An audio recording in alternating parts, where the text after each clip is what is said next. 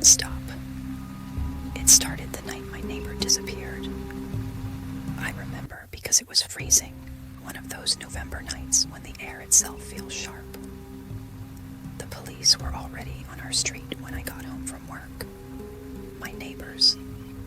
Blue lights danced against the bare trees, and an officer waved me around the cul-de-sac. I didn't know Mrs. Harding well, just enough to say hello when she watered her plants. But when they said she'd vanished without a trace, something in me went cold. I tried to shake it off, made some soup, and turned on the TV. But around 10:30, there was a knock at my door. 3 knocks. Slow. Heavy. At first, I thought it was the police doing interviews, so I opened it without checking the peephole. But there was no one there, just the porch light buzzing and the wind pushing at the edges.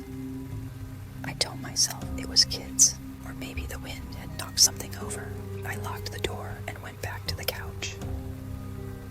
At 11:15 p.m., it came again.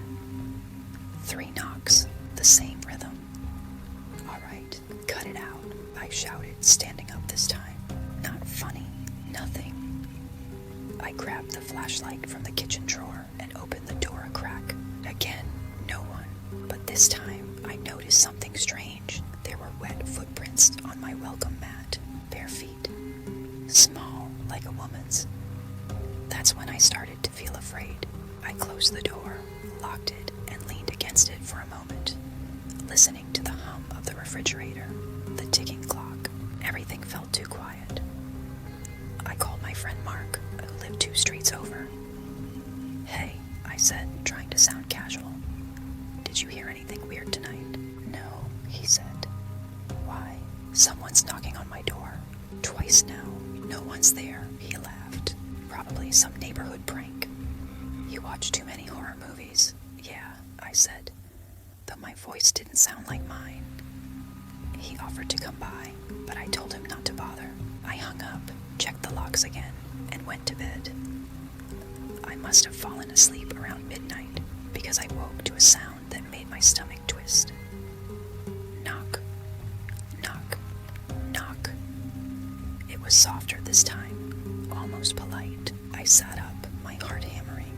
The sound wasn't coming from the front door anymore. It was coming from my bedroom window. I didn't move, didn't breathe. Then a voice whispered through the glass, "Please, let me in. It's so cold." It sounded like a woman. Her voice was trembling. I swallowed hard and reached for my phone with shaking hands. "Who is this?" I said, my voice barely audible. "Please," she whispered again. He locked me out. I turned on the flashlight and, against every instinct I had, pulled back the curtain just enough to see outside. There was a woman standing in the yard. She was pale, barefoot, wearing a thin nightgown that clung to her like wet paper. Her hair was tangled, dripping, but what froze me wasn't her appearance. It was her face. It was Mrs. Harding. I stumbled backward, dropping the phone. My heart was pounding so loud it drowned out everything else. When I looked again, she was gone. I called the police. They came, searched the yard, the street, the woods behind the house. Nothing. No footprints this time. No evidence anyone had been there at all. The next morning, they found Mrs. Harding's body in the river. They said she'd been there for 3 days. I moved out a week later. I still can't sleep when it rains, because sometimes, when the wind picks up and the night gets quiet, I swear I can hear it again.